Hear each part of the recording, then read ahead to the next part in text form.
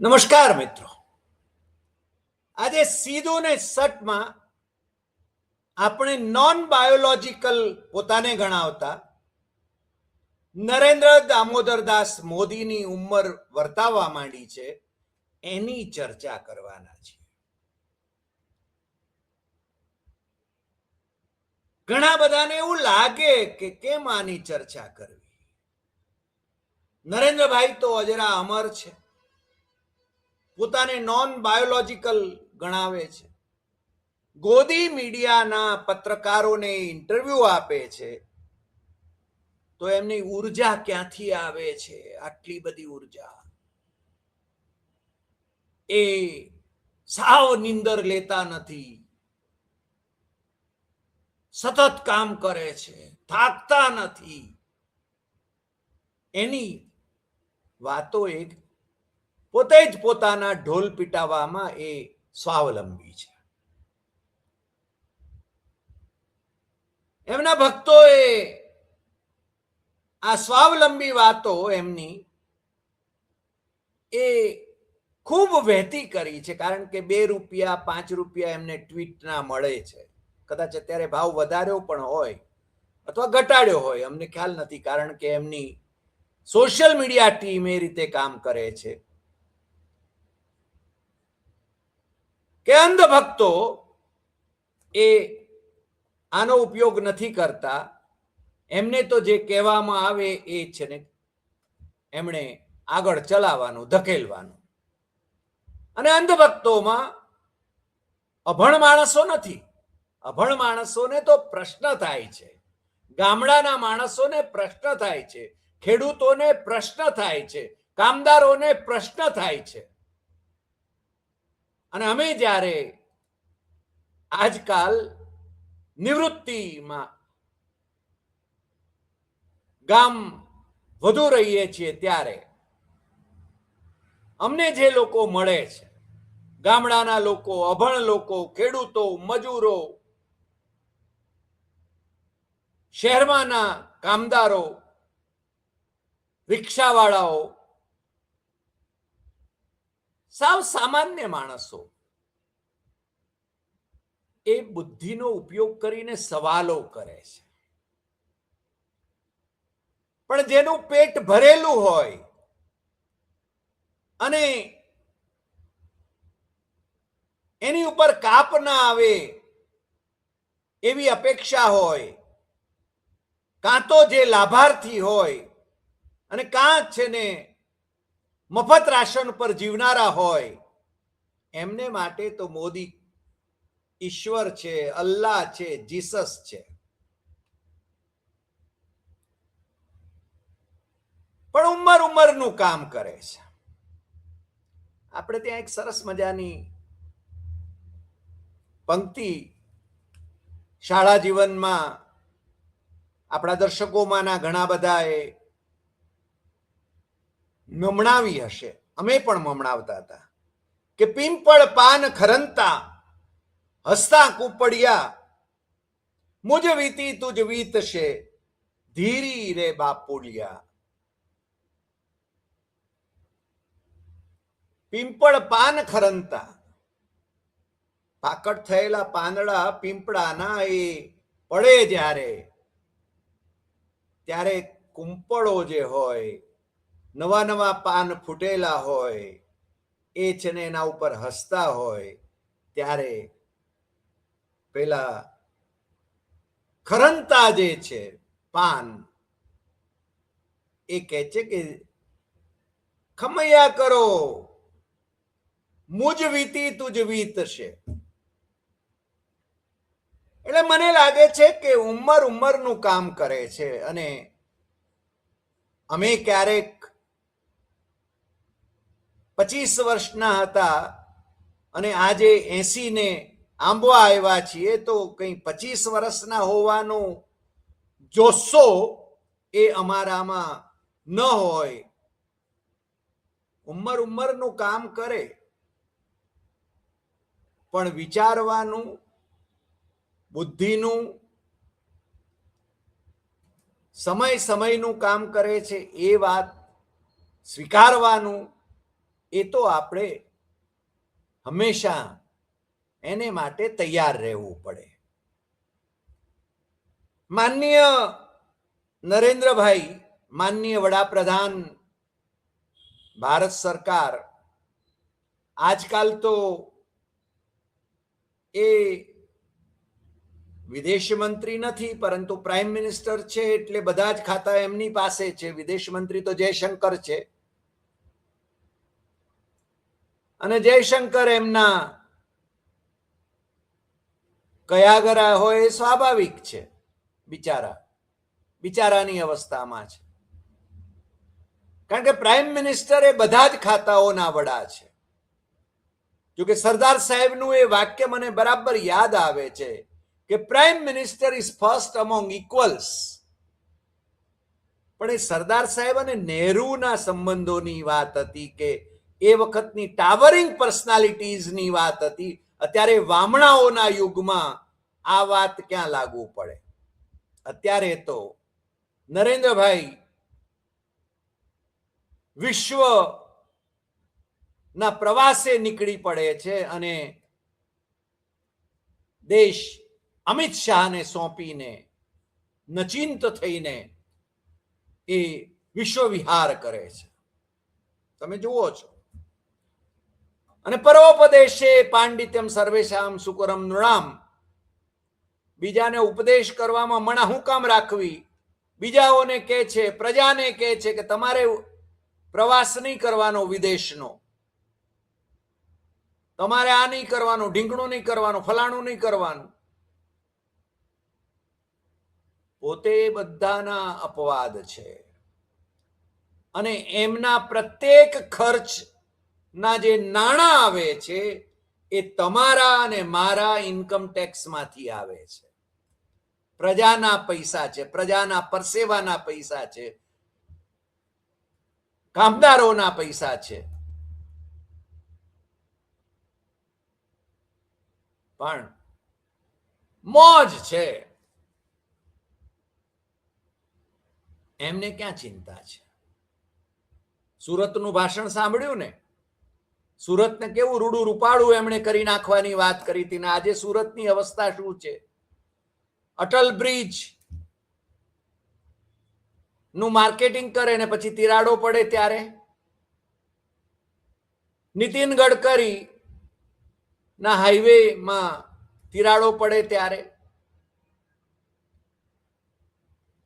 માનનીય વડાપ્રધાન હજુ પોતે યુવાન છે એવા વહેમમાં છે. એમનો ખોરાક યુવાન રહેવા માટે એમને અનુકૂળ હશે. અમે 70 ના થવા આવ્યા, 80 નહીં પણ 70 ના. પણ અમે એમ માનીએ કે નહીં, અમે તો 25 ના જ છીએ. નહીં, ઉંમરનું કામ કરે છે. અને કેટલાક બુદ્ધિના લઠ જે હોય છે એ લોકો હજુ તો કોલેજમાં હોય અને અનુભવીઓને ઉપદેશ કરતા હોય છે. અરે પહેલા તમે અનુભવ તો મેળવો. કઈ વાંધો નહીં, પણ આપણે છે ને માનનીય વડાપ્રધાનની વાત કરીએ છીએ. માનનીય વડાપ્રધાન અને ટ્રમ્પ સાહેબની તુલના થતી હતી વચ્ચે. હવે તો ટ્રમ્પ સાહેબને હગિંગ નથી કરી શકતા. તમે જાણો છો, એપ્સ્ટીન ફાઇલ નો મામલો ચગ્યો ત્યાર પછી ટ્રમ્પભાઈ પોતે એપ્સ્ટીનમાં સંડોવાયેલા છે, પણ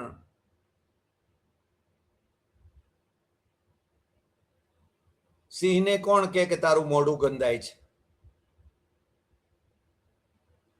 અને એ ઈરાનને ખાવા નીકળ્યા હતા, પણ ઈરાન એમને છે ને એમના હાંધા ગગડાવી નાખ્યા છે. તમે જાણો છો. આપણે વિશ્વ વિશ્વગુરુ થવા નીકળ્યા હતા, પણ ક્યાંય ના નથી રહ્યા એ પણ તમે જાણો છો. પણ દુનિયાના ભાગ્યે જ કોઈ દેશ હશે કે જેનો પ્રવાસ મોટા સાહેબે નહીં કર્યો હોય, અને ત્યાં જઈને મેથેમેટિકલ ગણતરીઓ કરે છે હાસ્યાસ્પદ રીતે. ટ્રમ્પ સાહેબની વાત મેં એટલા માટે કરી કે ટ્રમ્પે વિમાનમાં ચડતી વખતે રેલિંગ પકડીને જવું પડે છે, અને નરેન્દ્ર મોદી એ સડસડાટ ચડી જતા હતા અને ઉપર જઈને નમસ્કાર કરતા હતા બધાને. અમે થંબનેલમાં જે તસવીર મૂકી છે એ તસવીર એ રેલિંગ પકડીને ઉતરી રહ્યા છે એની તસવીર છે. તમે ગૂગલ કરશો તો એ તમને મળી જશે. પણ ક્યારેક એવા વહેમમાં પણ હતા કે હું તો હજુ યુવાન છું, અભી હમ જવાન હૈ. ઘણી વખતે ઘણી બધી બાબતોમાં એ જવાન લાગે છે, મારે એથી વિશેષ નથી કેવું કઈ. પણ એમને જે પ્રશ્નો ગોદી મીડિયા વાળાઓ કરતા હતા, આ ઉર્જા લાવો છો ક્યાંથી? સાહેબ કે હું તો નોન બાયોલોજીકલ છું, પરમાત્મા એ મને છે ને નોન બાયોલોજીકલ તરીકે મોકલાવ્યો છે. વળી પાછા ક્યારેક એ બાયોલોજીકલ થઈ જાય છે. એમના અનેક સ્વરૂપો છે, જેમ એમની વેશભૂષા બદલાય છે એમ એમના સ્વરૂપો પણ બદલાય છે. ક્યારેક ભગવાનના સ્વરૂપમાં આવી જાય છે. વારાણસીનું તમને ખ્યાલ હશે,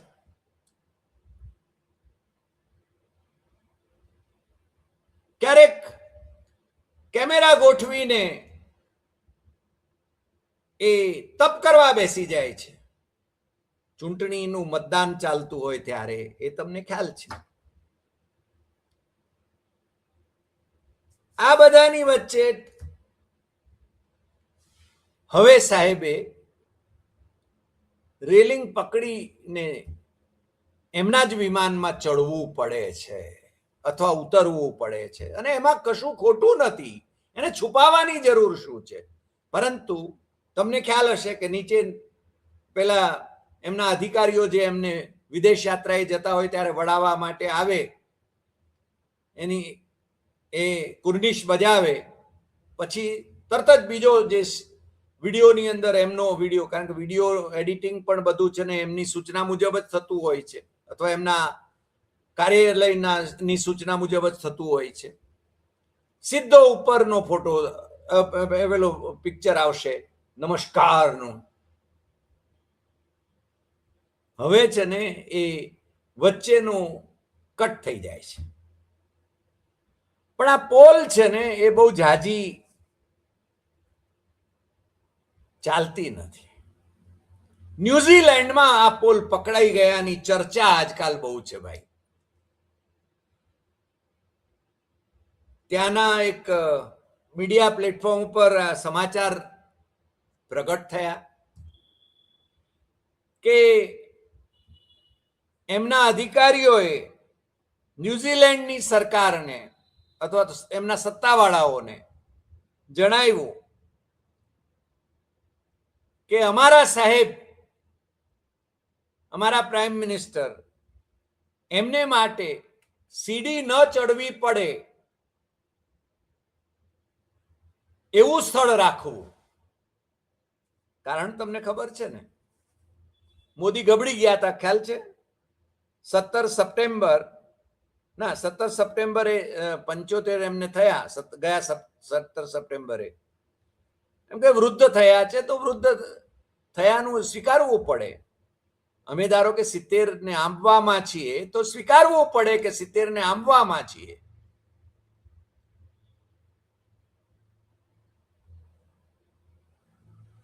પણ અમે કહે નહીં, અભી તો હમ જવાન હૈ.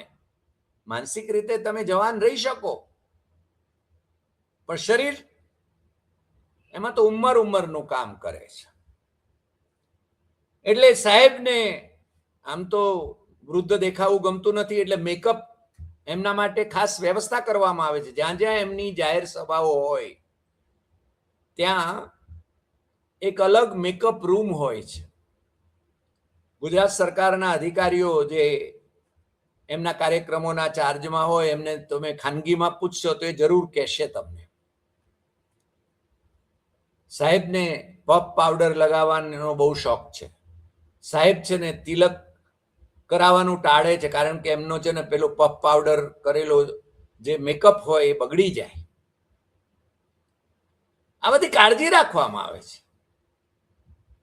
એ મેકઅપ વગરના કેવા દેખાય છે એ તમારામાંથી કેટલાએ જોયા હશે ખબર નથી, પણ મેકઅપ કરાવે છે એ તો ખ્યાલ છે આપણને. અને મેકઅપ કરે કરાવે એમાં કઈ ખોટું નથી.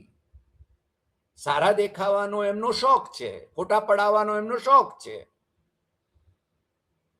પણ ઉંમર એમની દેખાય છે.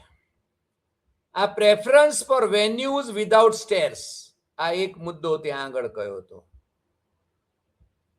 અને બીજો મુદ્દો એ કયો હતો, એટલે 6 વર્ષ પહેલા એ પગથિયા ચડતા હતા અને પડી ગયા હતા, અને એના છે ને ફોટા પાછા જગ જાહેર થઈ ગયા હતા. એ કાનપુરમાં નમામી ગંગે પ્રોજેક્ટ 14 ડિસેમ્બર 2019 રોજ અટલ ઘાટ ઉપર એને માટે જ્યારે ગયા ત્યારે પગથિયા ચડતા હતા અને આગળ ગબડી પડ્યા. હવે એમાં કેટલાનો ભોગ લેવાયો હશે એ તો ભગવાન જાણે અથવા તો મોદી જાણે, પણ ત્યાર પછી એ સાવધ થઈ ગયા છે. એમના અધિકારીઓની સૂચના એ હતી, એમ કે છે આ ન્યુઝીલેન્ડનું પોર્ટલ, એને પછી ભારતમાં પણ ઘણા બધા એને શેર કર્યું છે એ સમાચારને, પણ એમાં ખાસ કરીને ધ વાયરે એને શેર કર્યું છે કે જે પહેલો મુદ્દો એ હતો, ન્યુઝીલેન્ડ સત્તાવાળાઓને જણાવાયું હતું કે પગથિયા ચડવા પડે એવું વેન્યુ નહીં રાખતા. અને બીજો મુદ્દો એ હતો કે એમને છે ને થોડી નિંદર ખેંચી લેવાનો સમય પણ વચ્ચે કાર્યક્રમોની વચ્ચે રાખજો. Allow for nap times or dedicated rest period for Modi. થાકતા નથી સાહેબ એમ કે છે, પણ હવે છે ને થાકે છે. કે છે કે 75 થયા ને, 17 સપ્ટેમ્બર 2025 75 થયા. મોહન ભાગવતને 75 થયા, આરએસએસના સરસંઘચાલકને. હવે એમને તો આજીવન સરસંઘચાલક રહી શકે એવી એમના બંધારણ, આરએસએસના બંધારણમાં જોગવાઈ છે, અને આરએસએસ ના જે અગાઉના સરસંઘચાલક હોય એ નોમિનેટ કરે એવી જોગવાઈ છે. પણ અહીંયા માનનીય મોદીજી એમણે તો ચૂંટાવવું પડે, પણ એમણે ભારતીય જનતા પાર્ટીના લોકસભાના સભ્યોની બેઠક બોલાવ્યા વિના સીધી જ એનડીએના નેતાઓની અથવા એનડીએના લોકસભાના સભ્યોની બેઠક અને નેતાઓની બેઠક બોલાવીને પોતાનું નામ એમણે પ્રપોઝ કરાવી લીધું હતું. એ આપણે બધા જાણીએ છીએ. પહેલા પ્રક્રિયા એ થવી જોઈએ કે ભારતીય જનતા પાર્ટીના લોકસભાના સભ્યોએ એમને નેતા તરીકે ચૂંટવા જોઈએ, પછી જ એમના એનડીએ મોરચો જે છે એના એ નેતા બને. પણ એમને ડર હતો કે વળી પાછા કોઈ એમનો વિરોધ કરશે એમના નામનો. અને આજકાલ છે ને પ્રધાનમંડળનું વિસ્તરણ કરવાનું અથવા તો એનું પુનર્ગઠન કરવાનું જે ચાલે છે, એમાં કેટલાક એમના સ્પર્ધકો જે ગણી શકાય, નીતિન ગડકરી હોય કે શિવરાજસિંહ હોય કે રાજનાથસિંહ હોય, એમને ધીરે ધીરે સાઇડલાઇન કરવા, કાં તો ડ્રોપ કરી શકાય તો ડ્રોપ કરવા, નહીં તો છે ને ઓછા મહત્વના ખાતા આપવા. અમે ક્યાં મહત્વના ખાતા એમની પાસે છે, નીતિન ગડકરી પાસે? આમ તો નીતિન ગડકરી ભારતીય જનતા પાર્ટીના અધ્યક્ષ હતા અને સંઘના પણ લાડકા રહ્યા, પણ એ મોદીને સ્પર્ધક લાગે છે. બીજું કે 75 થાય એટલે માર્ગદર્શક મંડળમાં ઘણા બધાને ધકેલી દેવાની વાત હતી. આ નવી ફોર્મ્યુલા હતી, પણ એ મોદીને લાગુ ન પડે. લાલકૃષ્ણ આડવાણી અને ડોક્ટર મુરલી મનોહર જોશી અને બીજા ઘણા બધાને લાગુ પડે, મોદીને નહીં. લાલકૃષ્ણ આડવાણી અને ડોક્ટર મુરલી મનોહર જોશી આ બંને જણાએ મોદીને બચાવવામાં હંમેશા અગ્રેસર ભૂમિકા ભજવી છે. પણ જ્યારે મોદી પ્રાઇમ મિનિસ્ટર થયા ત્યારે એ બંને જણાને માર્ગદર્શક મંડળમાં એમણે ધકેલી દીધા. 75 થઈ ગયા હતા ને બુઢા થઈ ગયા.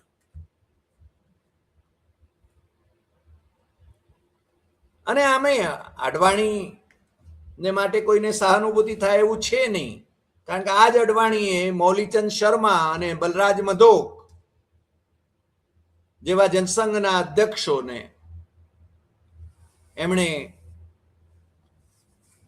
દૂર કરવામાં મહત્વની ભૂમિકા ભજવી હતી. ભારતીય જનતા પાર્ટી કે સંઘ પરિવારમાં બહારના લોકો ઓછું કામ કરી શકે છે, એમને અંદર એમને કાપવામાં અંદરના જ લોકો કાપે છે. કેશુભાઈ પટેલ મુખ્યમંત્રી બન્યા પછી એમને મુખ્યમંત્રી પદેથી હટાવવામાં માત્ર શંકરસિંહ વાઘેલા નહોતા, હકીકતમાં નરેન્દ્ર મોદીની મોટી ભૂમિકા હતી. એ તમે ન જાણતા હો તો તમે બહુ ભોળા કહેવાઓ, અને આપણા દર્શકોને તો એ ખબર જ હોવી જોઈએ. શંકરસિંહ વાઘેલાની સાથે જનારા અને ભારતીય જનતા પાર્ટીને તોડવામાં જેમણે મહત્વની ભૂમિકા ભજવેલી એવા પત્રકાર શિરોમણી વિષ્ણુ પંડ્યાનું પુસ્તક તમારે વાંચવું પડે.